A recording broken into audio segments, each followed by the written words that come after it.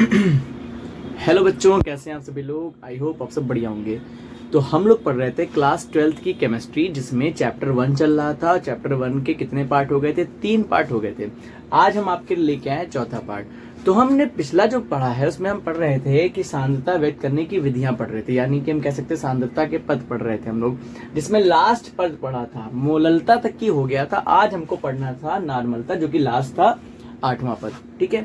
अब सबसे जरूरी बात, अगर आप वीडियो में नए हैं तो आपको ये समझ में ही नहीं आएगा जब तक कि आप पुरानी वीडियोस नहीं देखेंगे। तो वो देखने के लिए आपको कहीं नहीं जाना है। आप चाहिए इस वीडियो के डिस्क्रिप्शन में, वहाँ प्लेलिस्ट होगी, प्लेलिस्ट में लाइन से वीडियो पड़ी होगी, उनको जरूर देख लीजिए। अगर आप उनको देख लेंगे ना तो आपके लिए आसान रहेगा इसको समझना। ठीक है, डायरेक्ट इसको समझ रहे हैं। अगर आपको पहले पता है कि मोलरता क्या होती है, मोल अंश क्या होती है, मोल प्रवाह होता है क्या है, मोलर द्रव्यमान कैसे निकाला जाता है, अगर इसे पता है तो कोई समस्या वाली बात नहीं है। लेकिन नहीं पता है तो आप उस वीडियो को देख के आइएगा।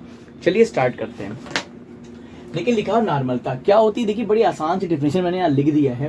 कह रहा है किसी विलयन के 1 लीटर आयतन में, बात समझिएगा, किसी विलयन के 1 लीटर आयतन में उपस्थित विलय के ग्राम तुल्यांकों की संख्या, विलय के ग्राम तुल्यांकों की संख्या किसी विलयन के 1 लीटर में आयतन में उपस्थित होती है तो वो उस विलयन की क्या कहलाती है? नॉर्मलता कहलाती है। ठीक है, ये बात लिखिए। संख्या को उस विलयन की क्या कहते हैं? नॉर्मलता। एन कहते हैं। नॉर्मलता को एन से प्रदर्शित करते हैं। मात्रक क्या हो जाएगा? ग्राम तुल्यांक प्रति लीटर। देखिए इसका मात्रक ग्राम तुल्यांक प्रति लीटर, जिसे EQ/L शॉर्ट में हम लोग लिख सकते हैं। ठीक है, ये होता है। अच्छा, फॉर्मूला क्या हो गया इसका? देखिए ना, हमको ऊपर क्या लिखना है। देखिए किसमें? 1 लीटर आयतन में, और क्या? ग्राम तुल्यांकों की संख्या। किसके? विलय की। देखिए लिखा हुआ है विलय के ग्राम तुल्यांकों की संख्या बटे में विलयन का आयतन, किसमें? विलयन का लीटर में आयतन। ठीक है। अब सबसे बड़ी समस्या, सर ये क्या चीज है? यहाँ तो लिखा है विलय के ग्राम तुल्यांकों की संख्या। विलय के ग्राम तुल्यांकों की संख्या कैसे पता होगी, कैसे निकाला जाएगा? मान लीजिए विलय हमें दे दिया है ग्राम में, तो कैसे निकालेंगे ग्राम तुल्यांकों की संख्या? तो घबराइए नहीं, ये देखिए सूत्र लग गया आपके सामने। विलय के ग्राम तुल्यांकों की संख्या वही तो निकालना था। विलय के ग्राम तुल्यांकों की संख्या अगर नहीं दी होगी कैसे निकालेंगे? देखिए विलय का भार पता होगा आपको, और आपको क्या निकाल लेना है? विलय का तुल्यांकी भार, और आप भाग कर देंगे, क्या निकल आएगा? विलय के ग्राम तुल्यांकों की संख्या। पर सर अब तो ये समस्या है कि विलय का तुल्यांकी भार कैसे निकालेंगे? तो क्यों घबरा रहे हैं? ये देखिए तुल्यांकी भार बराबर होता है मोलर द्रव्यमान बटे एन फैक्टर। ठीक है, मोलर द्रव्यमान आप निकाल चुके हैं, पिछली वीडियो देखिएगा, पता चल जाए कैसे निकाला जाता है। अणुभार निकाल लिएगा, वही मोलर द्रव्यमान होता है। ठीक है, उसके नीचे एन फैक्टर। पहले समझते हैं तुल्यांकी भार क्या होता है। देखिए किसी पदार्थ की रासायनिक शक्ति या काम करने का जो तरीका नापा जाता है, नापने की इकाई होती है, वही होती है तुल्यांकी भार। ऐसा समझ लीजिए, किसी पदार्थ की रासायनिक शक्ति नापते हैं इससे हम लोग। तुल्यांकी भार कैसे निकालते हैं? मोलर द्रव्यमान मतलब उसका अणुभार निकाल लेते हैं, और बटे किसी का एन फैक्टर। अब ये एन फैक्टर क्या है? देखिए जैसे अम्ल है, क्षार है, लवण है, तो वो कितना इलेक्ट्रॉनों का ट्रांसफर होता है। या ऐसे समझ लीजिए जैसे कोई अम्ल है, मान लीजिए HCl है, तो HCl कितना हाइड्रोजन दे सकता है? तो आप कहेंगे सर एक ही है, एक दे सकता है, तो इसका जो एन फैक्टर हो गया वो कितना हो गया? 1 हो गया। उसके बाद बात करें अगर हम एल्युमिनियम क्लोराइड की, जैसे होता है AlCl3, तो ये कितने Cl दे, लवण है, कितने Cl दे सकता है? आप कहेंगे सर 3 Cl दे सकता है, तो कितना इसका एन फैक्टर हो गया? 3 हो गया। इस तरह से शांत सल्फ्यूरिक अम्ल होता है H2SO4, ये कितने एन फैक्टर दे सकता है? तो हम कहेंगे कितने हाइड्रोजन दे सकता है? तो इसका हो जाएगा 2 हाइड्रोजन, यानी कि एन फैक्टर कितना हो जाएगा? 2 आ जाएगा। इस तरह से अगर हम बात करें NaOH की, तो NaOH कितने दे सकता है? OH कितने दे सकता है? आप कहेंगे सर 1 दे सकता है, 1 OH है, तो इसका एन फैक्टर कितना हो जाएगा? 1 हो जाएगा। ऐसे ही कैल्शियम हाइड्रोक्साइड होता है CaOH का होल ट्वाइस, ये कितना OH दे सकता है? आप कहेंगे सर OH 2 दे सकता है, तो इसका एन फैक्टर कितना हो जाएगा? 2 आ जाएगा। बात समझ गए? कोई कितना OH दे सकता है, कितना H दे सकता है, कितना Cl दे सकता है, वही क्या होता है? उसका एन फैक्टर होता है। जरा डीप में जाने की जरूरत नहीं है, इसको आसानी से आप समझ सकते हैं। ठीक है, क्योंकि न्यूमेरिकल वगैरह जो मिलेंगे उनमें ये काम आएगा, आप आराम से कर लेंगे। तो नॉर्मलता समझ में आ गई होगी आपको। ठीक है, क्या होती है? विलय के ग्राम तुल्यांकों की संख्या किसमें नापते हैं? विलयन का आयतन लीटर में होता है, तो हम कहते हैं वो नॉर्मलता है। और विलय के ग्राम तुल्यांकों की संख्या नापने के लिए क्या होता है? विलय का भार बटे विलय का तुल्यांकी भार, और तुल्यांकी भार बराबर क्या होता है? मोलर द्रव्यमान बटे एन फैक्टर। तो इस पूरी जो ये आपके सामने मैं लिख रखा है, इसको आराम से अपनी कॉपी पे, जिसपे आप नोट्स बना रहे थे उस पर नोट्स बना लीजिए। ठीक है, तो अब बना लिया होगा, स्क्रीनशॉट ले लीजिए आप लोग। ठीक है, बनाइएगा आराम से बैठ के। अब हम लोग देखने जा रहे हैं न्यूमेरिकल। बिना न्यूमेरिकल के तो समझ में आएगा नहीं, तो चलिए इसको न्यूमेरिकल देखते हैं। इसको हटा देते हैं, यहाँ से हटा दें। चलिए ये प्रश्न क्या कह रहा है, स्क्रीन पे लग गया होगा प्रश्न आपकी। कह रहा है 4 ग्राम सोडियम हाइड्रोक्साइड को जल में घोलकर विलयन का कुल आयतन 250 ml कर दिया रहता है। विलयन की नॉर्मलता ज्ञात कीजिए। तो पहली बात तो जो दिया उसे लिखते हैं। देखिए हमें क्या दे रखा है, दिया है ठीक है। NaOH का यानी कि सोडियम हाइड्रोक्साइड तो NaOH होता है ना, तो NaOH का द्रव्यमान दे रखा है हमें, NaOH का द्रव्यमान। ठीक है, अभी हम इसको ऐसे ही बता रहे हैं आपको, आगे न्यूमेरिकल लगा के तो शॉर्ट्स में लिखने का भी बताएं कैसे लिखेंगे आप। NaOH का द्रव्यमान कितना दे रखा है, कितना ग्राम है, 4 ग्राम है, तो हम 4 ग्राम लिख देंगे। फिर विलयन का आयतन दे रखा है, विलयन का आयतन, ठीक है, कितना दे रखा है, 250 ml।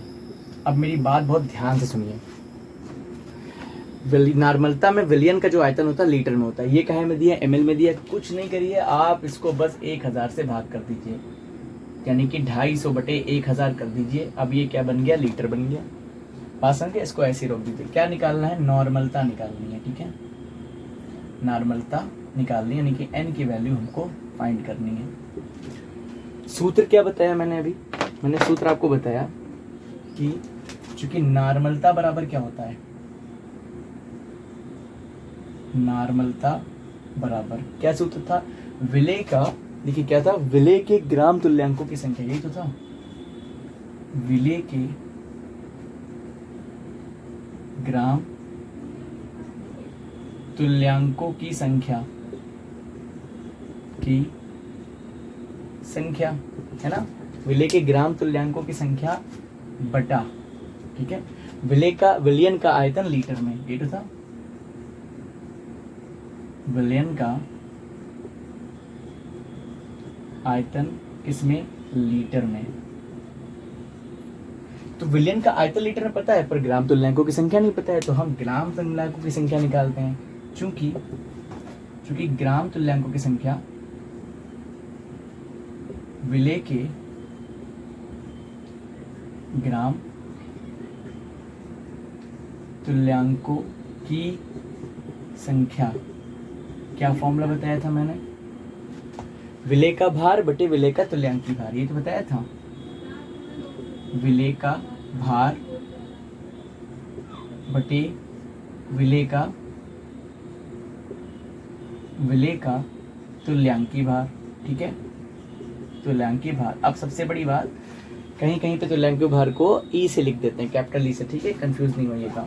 अब देखिए, तो ये विलयन का आयतन हो गया, लिखा है विलेय के ग्राम तुल्यांकों की संख्या, तो विलेय के ग्राम तुल्यांकों की संख्या की जगह पे हम क्या लिख सकते हैं, विलेय का भार बटे विलेय का तुल्यांकी भार, तो यहाँ लिखते हैं। इसलिए अब नॉर्मलता क्या हो जाएगी, देखिए बहुत ध्यान से समझिएगा, यही सूत्र देखिए कुछ ऐसा नहीं बन जाएगा, आप डायरेक्ट भी सूत्र लिख सकते हैं, मैं आपको समझा इसलिए रहा हूं ताकि आप कंफ्यूज ना हो कहीं पे, ठीक है। तो देखिए नॉर्मलता बराबर, तो विलेय के ग्राम तुल्यांकों की संख्या की जगह पे हम ये लिख सकते हैं, तो ऊपर आएगा विलेय का भार, लिख दीजिए विलेय का भार, यही तो आएगा, और विलेय के भार के नीचे कौन आता है, विलेय का तुल्यांकी भार, तो लिख दीजिए, हम डायरेक्ट तुल्यांकी भार लिख रहे हैं, ठीक है। अब तुल्यांकी भार, ठीक, और पहले से नीचे क्या है, विलयन का आयतन लीटर में, तो गुणे में लिख दीजिए विलयन का आयतन लीटर में, विलयन का आयतन, और किसमें, लीटर में, तुम यहाँ ऐसे लिखे थे लीटर। अब बताइए क्या बात समझ में आई भाई, इसकी जगह पर हमने ये लिख दिया विलेय का भार बटे विलेय का तुल्यांकी भार, विलेय का भार बटे विलेय का तुल्यांकी भार, और यहाँ पे चलिए लिखे दे रहे हैं विलेय का, क्यों कंफ्यूज होना, विलेय का, ठीक है, विलेय का तुल्यांकी भार। अब बात करते हैं, अभी भी हमारे पास विलेय का भार पता है, हाँ पता है, लीटर पता है, हाँ पता है, क्या नहीं पता है हमको, अभी भी तुल्यांकी भार नहीं पता है। तो अभी हमने बताया आपसे, हमने बताया कि तुल्यांकी भार निकालने का तो बड़ा आसान तरीका है, ठीक है, तो यहाँ अलग से निकाल ले रहे हैं, चूंकि विलेय का अच्छा, विलेय है कौन, NaOH ही तो है, तो लिख देते हैं यहाँ पे, ये है क्या, देखिए यहाँ लिखे देते हैं ब्रैकेट में विलेय, ठीक है, विलेय, तो विलेय का तुल्यांकी भार बराबर क्या होता है, मोलर द्रव्यमान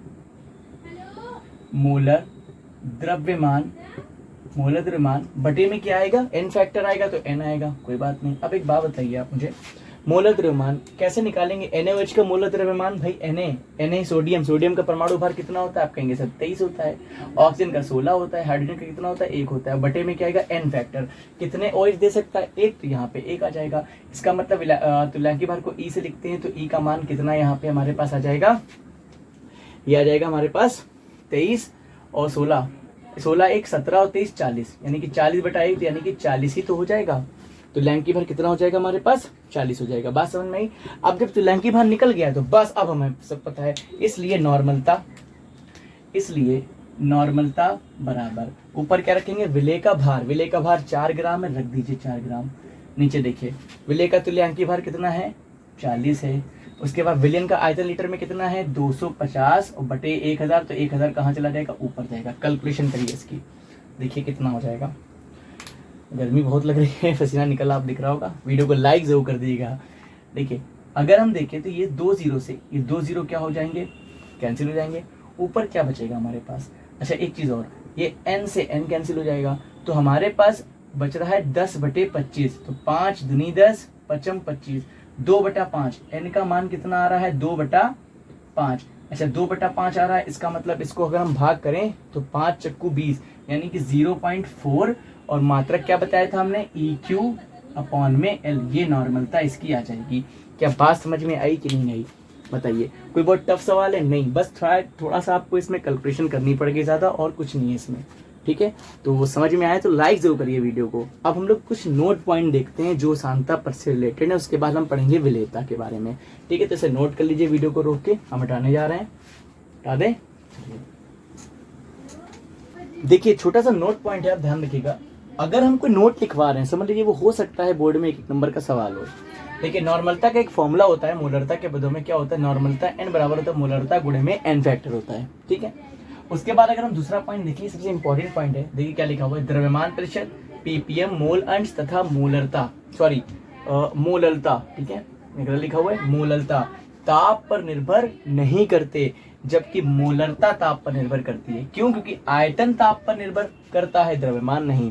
आयतन बढ़ाए, देखिए अगर आप ताप बढ़ाएंगे, जैसे पानी ले लीजिए, ताप बढ़ा दीजिए तो क्या होगा? भाप बनने लगेगा, आयतन बढ़ने लगेगा। ताप घटा दीजिए तो घटने लगेगा, बर्फ की तरफ जाने लगेगा। बात समझ नहीं? तो आयतन ताप पर निर्भर करता है लेकिन द्रव्यमान नहीं करता। इसलिए द्रव्यमान प्रतिशत, ppm, मोल अंश तथा मोललता किस पर निर्भर नहीं करती है? ताप पर निर्भर नहीं करती, जबकि मोलरता ताप पर निर्भर करती है। ये 2 पॉइंट हो गए। अब यहाँ से ये सांता के पद खत्म हुए। अब हम देखने जा रहे हैं विलेयता क्या होती है। ठीक है, तो चलिए इसे हटाते हैं, आप नोट कर लीजिएगा वीडियो को रोक के। हम देख करते हैं विलेयता क्या होती है। हटा दें। अब हमारा टॉपिक है विलेयता।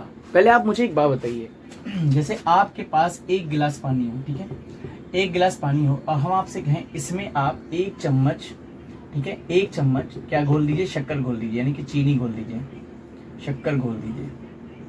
ठीक है, क्या घोल दीजिए? चीनी घोल दीजिए। तो आप कहेंगे क्या घुलेगी? जैसे हम आपसे पूछें कि ये घुलेगी, तो आप कहेंगे हाँ ये घुल जाएगी, कोई बात नहीं सर, घुलेगी, जरूर घुलेगी। लेकिन अगर हम इस चम्मच चीनी को हटा के पानी वही 1 गिलास रखें, ताप निश्चित रखें, ठीक है, और अब हम लेके आ रहे हैं 1 kg चीनी, और अब हम आपसे कह दें कि ठीक है अब 1 kg चीनी इसमें डाल दीजिए, तो आप क्या देखेंगे कि जितना घुलनी होगी घुल जाएगी, उसके बाद वो तली में बैठ जाएगी, है ना, उसके बाद वो नहीं घुलेगी। तो यही चीज तो इस विलायक में विलेयता के बारे में हम पढ़ेंगे। यही तो है विलेयता, और क्या है? देखिए क्या लिखा हुआ है, किसी निश्चित ताप पर 100 ग्राम, देखिए परिभाषा है, ठीक है, किसी निश्चित ताप पर 100 ग्राम विलायक में घुली हुई, किसमें? 100 ग्राम विलायक में घुली हुई विलेय की अधिकतम मात्रा को, मतलब जितना घुल सकती थी अधिकतम मात्रा को, उस पदार्थ की उस विलायक में विलेयता कहते हैं। ये बात ध्यान रखिएगा। तो क्या समझ में आ गया विलेयता होती क्या है? क्या लिखा है? किसी निश्चित ताप पर 100 ग्राम विलायक में, ठीक है, घुली हुई विलेय की अधिकतम मात्रा, मतलब जैसे 1 चम्मच इसमें ऐड करने पर ये घुल जाता, 2, 3, 4 से घुलते घुलते मान लीजिए हमने जो है इसमें टोटल 500 ग्राम, मान लीजिए बहुत 500 ग्राम हमने इसमें ऐड किया, ये घुल गई। और जैसे ही 501 डाला, हम समझ में आ गया कि एक जो एक्स्ट्रा डाला ना, ये नीचे जाके बैठ गया, मतलब ये नहीं घुला। तो अधिकतम कितना रहा इसके पास? 500 ही घुल सकती थी, 500 ग्राम। तो इसे ही हम क्या कहते हैं? विलेयता कहते हैं। और ये परिभाषा है कि 100 ग्राम विलायक में घुली विलेय की अधिकतम मात्रा को ही क्या कहते हैं? उस पदार्थ की उस विलायक में विलेयता कहते हैं। बात समझ में, ये है विलेयता। अब हम पढ़ेंगे सबसे पहले कि ठोसों की द्रव में विलेयता। अब अगर हम आपसे कहें ठोस की द्रव में विलेयता, तो सबसे पहले आपका दिमाग क्या आएगा कि आप कहेंगे सर शक्कर को पानी में घोल दें, शक्कर ठोस है, पानी द्रव है। या हम कहते हैं नमक को पानी में घोल दें, नमक वाला सबसे बढ़िया रहता है, नमक ठोस है, पानी द्रव है, तो विलेयता पढ़ेंगे, यानी कि नमक के पानी में घोल हम बनाने जा रहे हैं। तो बात को समझिए, क्या पढ़ने जा रहे हैं, ठोस की द्रव में विलेयता, फिर पढ़ेंगे गैस की द्रव में विलेयता। तो ठोस की द्रव में विलेयता में हमको क्या क्या पढ़ना है, हमें पढ़ना है कि ठोस की द्रव में विलेयता को प्रभावित करने वाले कारक, ठीक है, जिससे क्वेश्चन बन सकता है। तो चलिए इसे हटाते हैं, अब हम लोग देखते हैं ठोस की द्रव में विलेयता। हटा दें, चलिए नोट कर लीजिएगा इस वीडियो को रोक के आप लोग। देखिए ठोसों की द्रव में विलेयता, इसमें हेडिंग पे हेडिंग है, थोड़ा ध्यान रखिएगा। ठोसों की द्रव में विलेयता को प्रभावित करने वाले कारक, इसके अंतर्गत हम ये पढ़ने जा रहे हैं कि ठोसों की द्रव में विलेयता को कौन कौन प्रभावित करता है, कैसे कोई ठोस हम कहेंगे कि द्रव में घुल जाएगा और कब घुल जाएगा। तो पहला सबसे ज्यादा इंपॉर्टेंट इसमें आता है कि विलय विलायक की प्रकृति, और इसके अंतर्गत एक नियम आता है समान समान को घुलता है। तो देखिए हमने यहाँ पे आराम से लिख दिया है। पहले लिखने से पहले एक चीज समझ लीजिए आप, जैसे आप मान लीजिए आप हैं और आपका एक दोस्त है, ठीक है, तो आपकी उससे दोस्ती इसलिए हुई क्योंकि जैसे आपके गुण हैं तो हो सकता है आपको लग रहा हो कि उसके और मेरे गुण समान हैं और हमारी दोस्ती हो गई, ठीक है, एक साथ सब कुछ शेयर कर रहे हैं, सब बातें हैं। लेकिन हम बात करें कि जिससे आपकी नहीं बनती, ऐसा होता नहीं कहीं से आपकी नहीं बनती तो आपसे उसकी दोस्ती नहीं होगी। क्यों नहीं होगी, आपसे नहीं बन रही, आपको नहीं समझ में आ रहा है, वो बातचीत हो रही लेकिन समझ में नहीं आ रहा, घुल नहीं रहे, मतलब सॉरी दोस्ती नहीं कर रहे हैं। लेकिन हो सकता है वो बंदा किसी और से जाके दोस्ती कर रहा है क्योंकि उसके गुण आपस में समान हो। तो बस यही है समान समान को घोलता है। देखिए लिखा हुआ है ध्रुवी विलायक, ध्रुवी विलायक में घुलते हैं, जबकि अध्रुवी विलायक में घुलते हैं। यानी कि ध्रुवी विलय हो या अध्रुवी विलायक हो तब भी नहीं घुलेगा, या ध्रुवी विलायक है और अध्रुवी विलय तब भी नहीं घुलेगा, समान समान को घुलता है। अब इसका एक एग्जांपल आपको बताते हैं। देखिए उदाहरण लिखा है NaCl और शर्करा, ठीक है, लिखा हुआ शर्करा, NaCl और शर्करा जल में आसानी से घुल जाता है, जबकि नैप्थलीन और एंथ्रासीन जल में नहीं घुलते। लेकिन वहीं दूसरी तरफ नैप्थलीन और एंथ्रासीन बेंजीन में आसानी से घुल जाते हैं, जबकि NaCl और शर्करा नहीं घुलते बेंजीन में। बात समझ रहे कि नहीं समझ रहे हैं। देखिए अब अगर हम बात करें NaCl की, तो NaCl ध्रुवी है, इसमें अगर हम चार्ज देखें तो Na+ हो जाएगा और Cl- हो जाएगा। इस तरह से H2O को अगर देखें तो हम बन जाएगा कि H+ बनेगा और O2- बन जाएगा, है ना। तो ये भी इसके पास भी चार्ज है, इसके पास भी चार्ज है, आवेश है, तो दोनों लोग क्या हो गए, ध्रुवी हो गए और आपस में जुड़ जाएंगे। यानी कि विलायक भी ध्रुवी और विलय भी ध्रुवी। वहीं अगर नैप्थलीन की बात करें, नैप्थलीन के पास कोई चार्ज नहीं हो, कैसे इसमें जाके घुल जाएगा, नहीं घुल पाएगा। लेकिन बेंजीन कह रहा मेरे पास भी चार्ज नहीं, तुम्हारे पास भी चार्ज नहीं, तो तुम आओ हम लोग आपस में घुल जाएं। तो बेंजीन में नैप्थलीन या एंथ्रासीन घुल जाएंगे, लेकिन बेंजीन में नमक शर्करा यानी कि NaCl शर्करा नहीं घुलेगा। तो क्या बात समझ में आई कि ये ध्रुवी और अध्रुवी का क्या मतलब है, ठीक है। तो ध्रुवी हैं विलय और विलायक तो घुलेंगे, अध्रुवी हैं विलय विलायक तो घुलेंगे, लेकिन आपस में नहीं घुलेंगे। तो इसी तरह से अगर क्वेश्चन आ जाता है क्या NaCl बेंजीन में घुलेगा, तो क्या आंसर लिखेंगे, तो आंसर लिखेंगे नहीं घुलेगा। क्यों, NaCl ध्रुवी है और बेंजीन क्या है, अध्रुवी है, इसलिए ये नहीं घुलेगा। क्या बात समझ में आई। तो ये पहली प्रकृति थी। अब इसके अंतर्गत कुछ हेडिंग छोटी छोटी आ जाती हैं, जैसे क्रिस्टलीकरण क्या है, विलीनीकरण क्या है, गतिक साम्य क्या है, तो उसको भी हम इसके बाद आपको बता देते हैं। उसके बाद हम दूसरा पॉइंट पढ़ेंगे कि प्रभावित करने वाले कारक में पहला ये हो गया, दूसरा हो जाएगा ताप पर निर्भरता और तीसरा हो जाएगा दाब पर निर्भरता। उसके बाद हम क्या पढ़ेंगे, गैसों की द्रव में विलेयता पढ़ेंगे। तो चलिए इसे हटाते हैं और लिखते हैं। यहाँ पे क्या लिखेंगे, आप लोग नोट जरूर कर लीजिएगा ये सब चीजें, ठीक है, बहुत इंपॉर्टेंट चीजें हैं, बहुत मेहनत लगती है सब लिखने में। तो लाइक जरूर करिएगा वीडियो को और दोस्तों में शेयर करिएगा। चलिए तो हटा दे, इसको नोट कर लेंगे आप। चलिए ठीक है, हटाते हैं। देखिए सबसे पहली चीज विलीनीकरण क्या है, तो विलय के कणों का विलायक में घुलना ही विलीनीकरण कहलाता है। यानी कि हम कोई विलय लेके आए, विलायक लेके आए, विलय को विलायक में घोल दें और वो घुल जाए, तो ये जो प्रक्रिया है ना, ये क्या कहलाएगी, विलीनीकरण कहलाएगी। बात समझ में आई कि नहीं आई। उसके बाद क्रिस्टलीकरण क्या है, तो विलयन में उपस्थित विलय के कणों का वापस ठोस रूप में अलग होना क्रिस्टलीकरण कहलाता है। बात समझ रहे हो, विलयन में पहले से जो कण हैं और वो वापस में ठोस रूप बन जाए, तो वो ये प्रक्रिया क्या कहलाएगी, क्रिस्टलीकरण कराएगी। अच्छा क्या मतलब है इस चीज का, देखिए मान लीजिए हमारे पास कोई एक गिलास है, इसमें हम विलय के कण मिला रहे हैं, समझिए बात को, और ये घुल जाए, भाई घुलने लगता है तो इसके अंदर तो क्या होगा, विलयन की सांद्रता, मतलब विलयन में जो विलयन बन जाएगा, विलय विलायक मिलकर वो सांद्र विलयन जैसे जैसे हम बढ़ाएंगे तो सांद्र होता चला जाएगा। सांद्र तनु हम पढ़ा चुके हैं, तो धीरे धीरे सांद्र होता जाएगा। तो एक वक्त ऐसा आएगा कि अब जब मिलाने पर आपस में टकराएंगे ये कण, और टकरा के फिर से ठोस रूप ले लेंगे, तो वो प्रक्रिया क्या कहलाएगी, क्रिस्टलीकरण कहलाएगी। लेकिन लिखा है विलयन में उपस्थित विलय के कणों का वापस ठोस रूप में अलग होना क्रिस्टलीकरण कहलाएगा। तो ये विलीनीकरण हो गया, क्रिस्टलीकरण। लेकिन एक वक्त ऐसा भी तो आएगा जब सांद्रता बराबर हो जाएगी, सांद्रता स्थिर हो जाएगी, यानी कि जैसे मिला रहे, जैसे क्रिस्टलीकरण और विलीनीकरण दोनों बराबर हो जाए तो हम कहेंगे स्थिर हो गया, तो उसी कहते हैं गतिक साम्य, यानी कि डायनामिक इक्विलिब्रियम। क्या होता है, जब विलीनीकरण और क्रिस्टलीकरण की दर बराबर हो जाती है तो उसे गतिक साम्य कहते हैं। इस स्थिति में विलयन में उपस्थित विलय की सांद्रता स्थिर रहेगी। बात समझ में? तो ये 3 हेडिंग थी अलग से, तो मैंने सोचा आपको प्रकृति में ही पढ़ा दे। तो अब ये तो हो गया, इसे भी नोट कर लीजिएगा। अब हम लोग जो पढ़ रहे थे, यानी कि ठोसों की द्रव में विलेयता को प्रभावित करने वाले कारक, उसमें पहले पढ़ा था समान को घोलते, यानी कि प्रकृति। अब पढ़ने जा रहे ताप पर निर्भरता और दाब पर निर्भरता, तो इसे नोट कर लीजिएगा, आ सकता है ये क्वेश्चन। इससे ले लिया स्क्रीनशॉट, चलिए हटाने जा रहे हैं इसको। देखिए हमने प्रकृति पढ़ी, यानी कि विलय और विलायक की प्रकृति पर कारक होता है, एक कारक होता है ताप का प्रभाव। इसको भी देख लेते हैं क्या है। ठोसों की द्रव में विलेयता मुख्य रूप से लाशातेली के सिद्धांत पर निर्भर करती है। लाशातेली का सिद्धांत आपने क्लास 11th की केमिस्ट्री में पढ़ा होगा। तो जो सिद्धांत था अच्छा खासा, मैं आपको अपने स्टाइल में अपनी भाषा में बता देता हूँ क्या था। देखिए लाशातेली का सिद्धांत आप ऐसे समझ सकते हैं कि आप जो उसे दोगे वो उसका उल्टा करेगा। मतलब अगर गर्मी दोगे तो ठंडा हो जाएगा, और अगर दबाओगे तो फैल जाएगा। ये है लाशातेली का सिद्धांत, ये मेरी भाषा में, वैसे सिद्धांत कुछ और है। ये एक बात आपको बता रहे, क्यों बता रहे, क्योंकि हमें इस भाषा की इस बात को समझना है। देखिए सिद्धांत पर निर्भर करता है, यदि घुलने की प्रक्रिया ऊष्मा शोषी है, ऊष्मा शोषी का मतलब ऊष्मा अवशोषित हो रही है आसपास से, ठीक, तो यानी कि डेल्टा विलयन H इज ग्रेटर देन 0। इसको हम लोग खाली डेल्टा H भी लिख सकते हैं, ये बात ध्यान रखिएगा। अच्छा डेल्टा H क्या होता है बता देते हैं। उत्पाद जो इधर होता है, जो उत्पाद बनता है और अभिकारक जिनसे रिएक्शन होती है, तो उत्पादों की ऊर्जा में से अभिकारकों की ऊर्जा को आप घटा दीजिए तो जो मिलेगा वही होता है डेल्टा H, ठीक है। तो डेल्टा विलयन H इज ग्रेटर देन 0, यानी कि अगर घुलने की प्रक्रिया कैसी है, ऊष्मा शोषी है, ऊष्मा अवशोषित हो रही है, तो हम कहेंगे ताप बढ़ाने पर विलेयता बढ़ेगी। बात समझ में आया? ऊष्मा शोषी प्रक्रिया में ताप बढ़ाएंगे तो विलेयता बढ़ेगी। लेकिन यदि घुलने की प्रक्रिया ऊष्मा क्षेपी है, मतलब ऊष्मा निकल रही है, तो ताप बढ़ाने पर विलेयता कम होती है। समझ गए? लाशातेली का नियम इसीलिए मैंने आपको पहले समझा दिया। यानी कि ऊष्मा शोषी है तो ताप बढ़ाएंगे विलेयता बढ़ेगी, और ऊष्मा क्षेपी है तो ताप बढ़ाएंगे विलेयता घटेगी। इसको कहे समझे? देखिए ऐसे आप मान लीजिए पानी में शक्कर घोल लें, नॉर्मल पानी में शक्कर घोल लें, आपको टाइम लग रहा है, लेकिन जैसे ही आपने उसको गर्म किया, ठीक है, आपने मान लीजिए गर्म पानी में शक्कर घोलना स्टार्ट किया, जल्दी घुलती ही नहीं घुलती है, आप लोग उसमें ऊष्मा दे रहे हैं। बात समझ में आई?